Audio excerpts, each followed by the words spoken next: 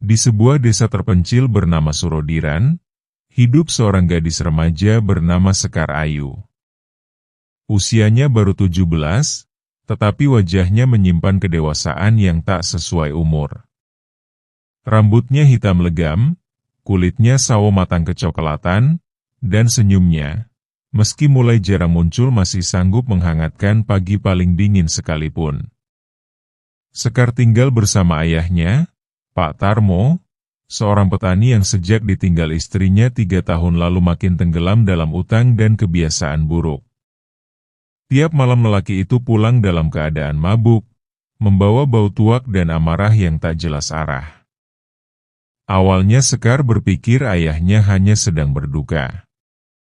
Tapi semuanya berubah ketika datang Juragan Parto, saudagar tembakau terkaya di kampung. "Anakmu cantik, Tarmo," kata juragan itu pada suatu sore ketika Pak Tarmo datang memohon perpanjangan utang. "Aku bisa lunasi semua utangmu, asal kau serahkan dia padaku." Pak Tarmo diam lama. Pandangannya kosong. Lalu ia mengangguk. Dengan hati sekeras batu dan dompet selubang jurang. Pagi itu, Sekar sedang menanak nasi saat ayahnya datang membawa kabar. "Kemas pakaianmu. Kau akan ikut Pak Parto ke rumahnya di kota kecamatan." "Ada apa, Pak?" tanya Sekar. Tapi sang ayah tak menjawab. Hanya memberikan sebungkus kain lusuh dan menghindari tatapan anak gadisnya. Tanpa pamit pada siapapun, Sekar dibawa pergi naik mobil hitam milik Juragan Parto. Dari balik jendela kaca, ia memandang sawah yang selama ini menjadi tempat ia menjerit diam-diam. Udara pedesaan yang dulu menyegarkan kini terasa mengandung racun pengkhianatan. Di rumah besar Juragan, Sekar diperlakukan bukan seperti tamu, apalagi anak angkat. Ia dijadikan pelayan pribadi. Harus bangun sebelum fajar, membersihkan rumah bertingkat itu, melayani makanan, bahkan melayani keinginan tamu-tamu lelaki juragan yang datang tanpa etika. Namun Sekar bukan gadis lemah. Ia tak menyerah begitu saja. Di balik diamnya, ia mengamati, mengingat, dan menunggu waktu yang tepat. 6 bulan berlalu. Luka di hati Sekar tak sembuh, tapi matanya sudah tak bisa menangis. Suatu malam, ketika juragan sedang pesta di luar kota, ia mencoba kabur. Ia menyelinap lewat dapur belakang, membawa sedikit uang sisa belanja dan berjalan kaki menuju terminal tua. Namun belum sampai pinggir kota, mobil hitam itu muncul dari balik tikungan. 2 anak buah juragan menarik rambutnya, menyeretnya kembali ke rumah besar itu. "Sekali lagi kau lari, aku akan kirim ayahmu ke penjara karena utang," gertak Juragan Parto malam itu. Sekar hanya menunduk, menahan tubuhnya yang gemetar. Ia sadar, tubuhnya tak bebas, tapi pikirannya belum bisa mereka kurung. Tapi sampai kapan? Malam demi malam, tubuh Sekar bagai dihitung waktu dengan jam pasir tak kasat mata. Tiap butirnya adalah siksaan kecil yang tak bisa ia tolak. Setiap subuh, sebelum ayam jantan desa kecamatan pun sempat berkokok, Sekar sudah berdiri di dapur. Kompor kayu, uap panas, dan aroma minyak gosong menjadi sarapan jiwanya. Tangannya kapalan, kakinya melepuh, namun ia tak pernah mengeluh. Yang lebih menyiksa bukanlah panas dapur, melainkan dinginnya mata Juragan Parto. Tugas-tugas yang tak pernah manusiawi. Tak hanya mencuci, memasak, membersihkan lantai, Sekar juga dipaksa merawat tamu-tamu juragan, lelaki-lelaki tua berperut buncit dan mata lapar. Beberapa hanya menggodanya dengan kata-kata, tapi sebagian lain melemparkan sentuhan menjijikan yang membuat perutnya mual.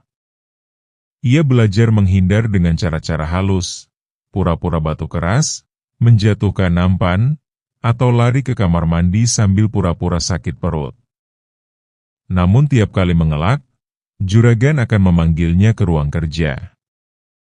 Kalau kamu gak mau menuruti, minggu depan aku jual kamu ke bosku di kota. Di sana kamu bakal lebih parah. Di sini kamu masih bisa hidup. Sekar hanya menunduk. Air matanya sudah habis. Kini hanya ada darah dingin yang mengalir di nadinya. Ia belajar mematikan rasa, seperti pohon yang rela ditebang demi bisa tumbuh lagi nanti dari tunggulnya. Ruang kecil di loteng. Ia tinggal di sebuah kamar sempit di loteng. Tak ada jendela. Hanya lampu remang dan dinding kayu yang lapuk. Di tempat inilah ia menyembunyikan buku kecil, warisan almarhum ibunya, yang berisi puisi-puisi pendek. Sekar membacanya tiap malam. Di antara bait-bait itulah ia menyusun kekuatan, agar ia tak benar-benar runtuh. Kadang ia menulis sendiri. Aku bukan burung di sangkar emas, tapi benih di batu keras. Suatu hari aku tumbuh.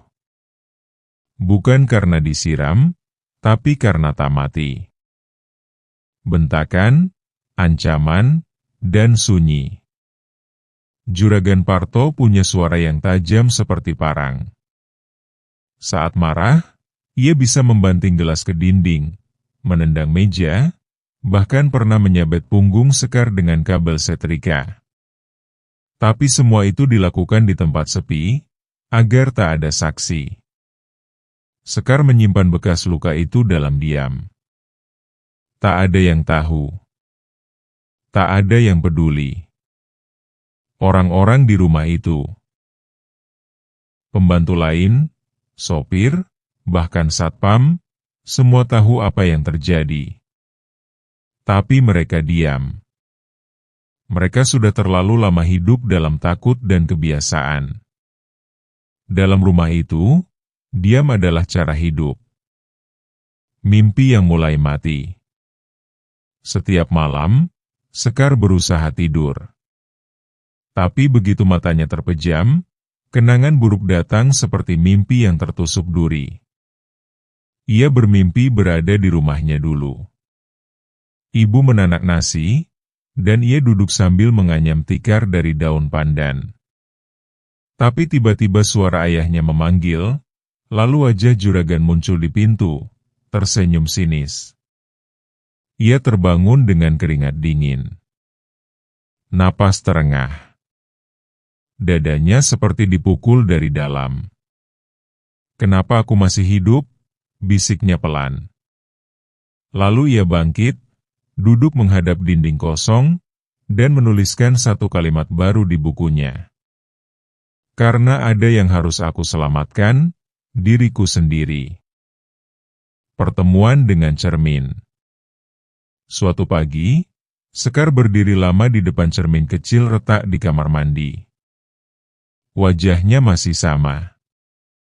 Tapi matanya tak lagi muda.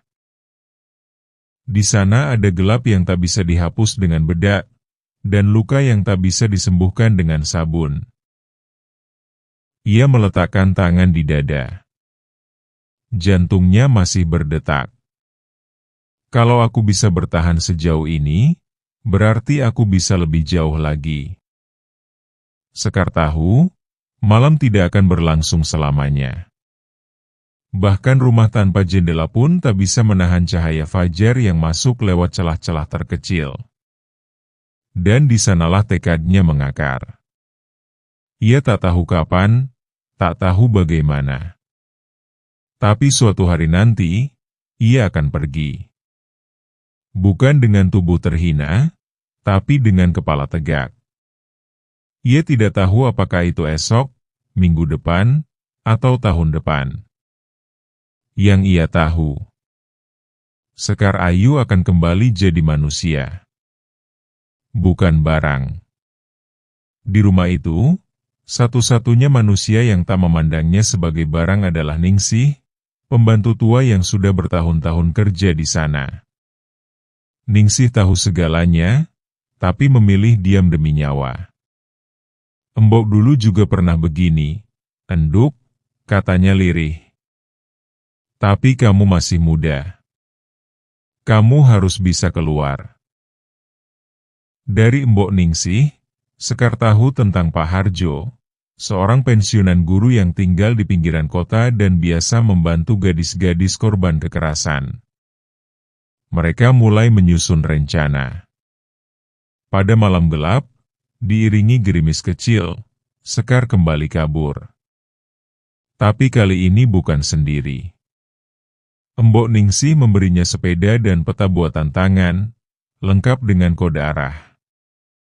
Ia berhasil mencapai rumah Pak Harjo. Lelaki tua itu menerima Sekar dengan hangat, melindunginya dari kejaran orang-orang Juragan Parto. Pak Harjo membantunya mendapatkan identitas baru, mendaftarkannya ke pelatihan kerja, dan mengajarinya cara bertahan di kota tanpa harus menjual harga diri. 5 tahun berlalu. Sekar kini bekerja sebagai instruktur menjahit di sebuah LSM yang membantu perempuan korban kekerasan. Wajahnya lebih cerah, langkahnya mantap, dan suaranya penuh keyakinan. Suatu hari, ia duduk di bawah pohon flamboyan dan menulis surat. Pak, aku sudah memaafkanmu. Kau mengkhianatiku, tapi kau juga mengajarkanku untuk kuat. Jika nanti Tuhan membukakan pintu taubat untukmu, datanglah. Aku tak lagi anak kecil yang takut. Aku adalah Sekar yang mekar bukan karena cahaya, tapi karena mampu tumbuh dalam gelap. Surat itu ia kirim, entah sampai atau tidak. Hidup Sekar tak sempurna. Masa lalunya tetap membekas.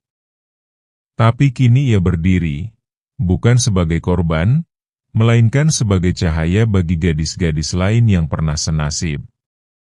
Ia tahu, luka masa lalu tak harus ditutupi. Ia bisa menjadikannya jembatan untuk menyelamatkan banyak jiwa. Dan di suatu senja, ia berdiri di jendela kantornya, menatap langit, tersenyum. Bukan senyum pura-pura seperti dulu, melainkan senyum milik perempuan yang akhirnya menemukan dirinya sendiri.